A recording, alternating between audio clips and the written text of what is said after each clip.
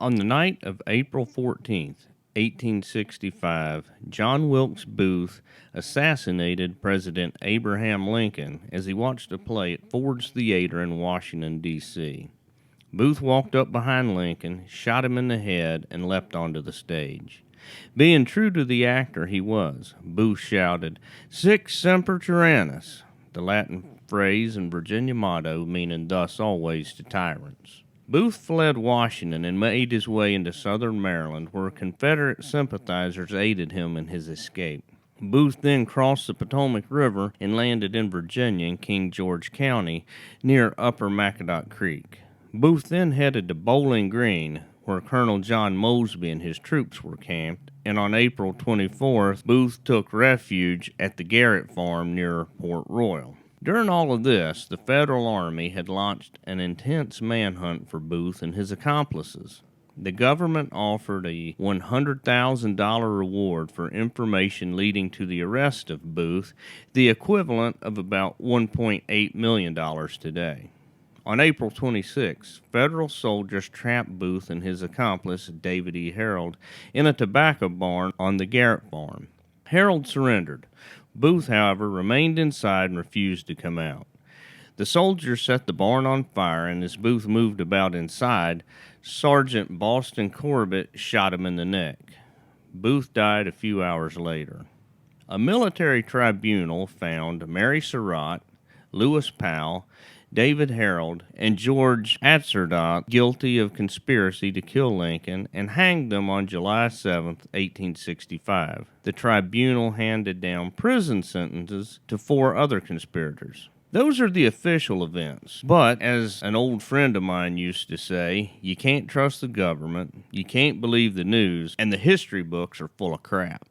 So, what really happened? In the early 1870s, a drifter named John St. Helens showed up in Granbury, Texas. He was a mysterious, dark-haired, good-looking man with a hot temper.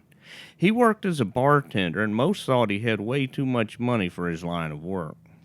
St. Helens was also a bit too cultured for the Texas frontier. The eloquent speaker often quoted Shakespeare. In 1872, St. Helens hired attorney Finis L. Bates to handle federal charges he was facing for selling alcohol and tobacco without a license. St. Helens confided in Bates that he was living under an assumed name, though it was not until years later that he explained why. St. Helens and Bates became friends, and about 5 years after they met, St. Helens became ill.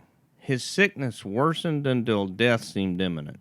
Believing he might not make it through the night, St. Helens summoned his friend Bates to his bedside. Through ragged breaths, St. Helens made a shocking confession. He said, "I'm dying. My name is John Wilkes Booth, and I'm the assassin of President Lincoln. Get the picture of myself from under the pillow. I leave it with you for my future identification. Notify my brother, Edwin Booth, of New York City." Obviously, the confession stunned Bates, but he did not believe St. Helens was really Booth. He couldn't reconcile that with the man he knew, his friend, with being a cold-blooded assassin. Bates would get the chance to talk with St. Helens again and receive clarity on the matter. Not only did St. Helens live through the night, but he went on to make a full recovery. Months later, St. Helens made a detailed confession to Bates.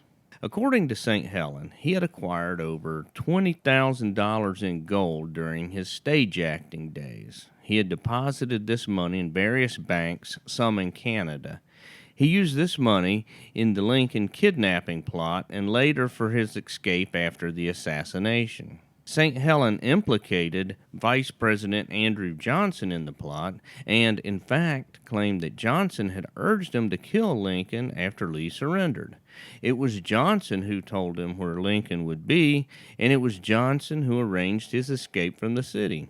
A network of Confederate sympathizers delivered him to Colonel Mosby at Bowling Green, and from there he made his way to the Garrett Farm. St. Helens told Bates that while he was at the Garrett Farm, Confederate supporters warned him that when Federal troops had crossed the Rappahannock River.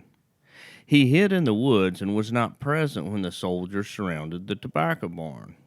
The man Boston Corbett killed was named Rudy, a man he had paid to help him escape.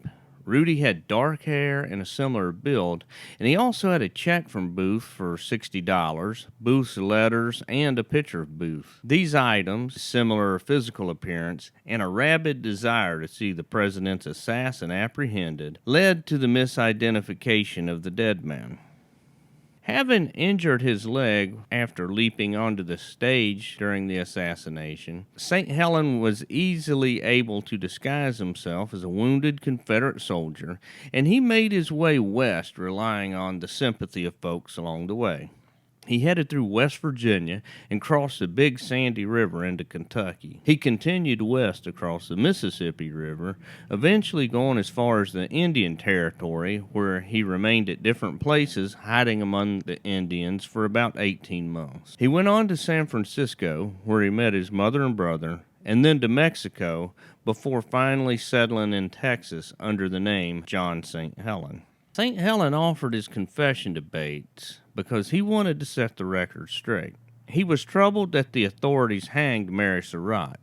She was innocent and knew nothing of the assassination plot. He hoped his confession would clear her name. He also did not like the newspapers calling him an assassin.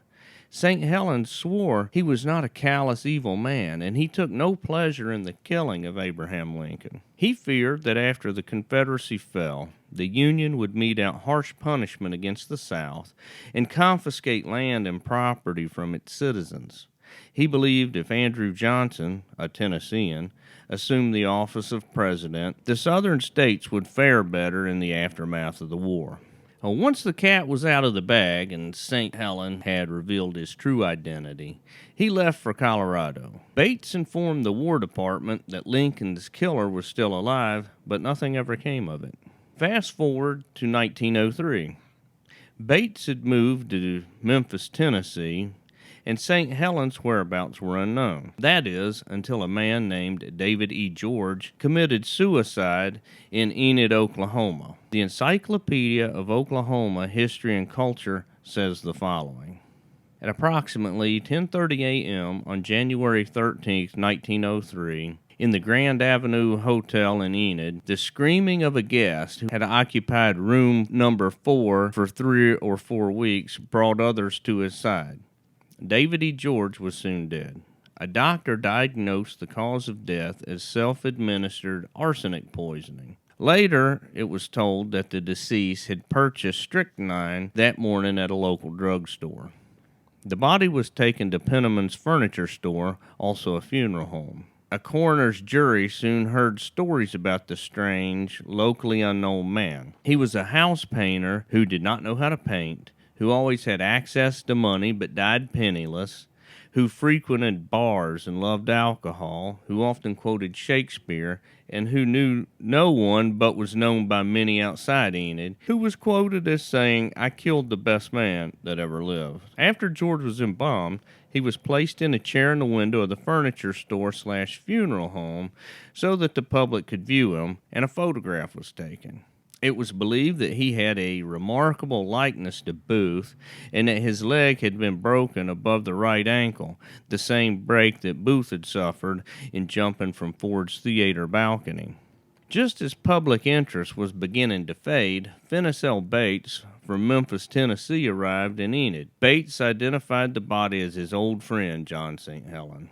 There are other conspiracy theories regarding the escape of John Wilkes Booth. Some believe he escaped and stole the identity of an Englishman named John B. Wilkes and lived out his days in Indiana.